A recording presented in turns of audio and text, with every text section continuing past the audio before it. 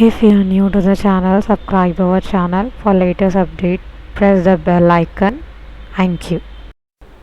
Hi everyone, I am Autocad faculty of NGCC Software Technologies. Today we are going to talk about area calculation in two cases, regular areas and irregular areas. The first example which we have is area calculation of regular areas. The irregular area, it can be a square or rectangle. So as an example, we have one area. The length of that area is 8.6 meter and breadth is 7 meters. So we know that area of rectangular formula is length into breadth. 8.6 multiplied with 7, the answer which we are getting is in meter square.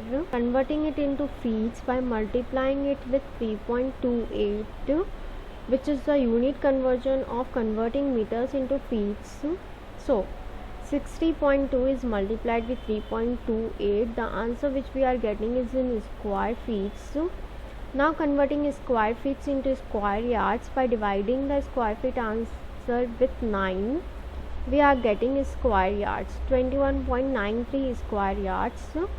Now we are going to talk about area calculation of irregular areas. Irregular area, the length at two sides are different and the breadth at two sides are different. So we are just giving name to this length is L1 and this length is L2 and this breadth is B1 and taking this breadth as B2. So first, to get as length, we are taking the average of two lengths L1 and L1 plus L2 divided by 2.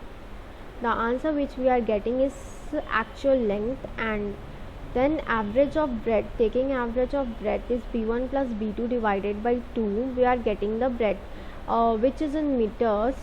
Now meters converting into feet by multiplying the meters into 3.28, we are getting the answer in feet, and then divided by 9, we are getting the answer in square yards as we have done for regular areas. So now the actual length and breadth, total length and total breadth, which we are getting the length by taking average of two lengths and the average of two breadths, that is called total length or total breadth, which multiplied together and getting the answer in square yard, which is 2.7 square yards.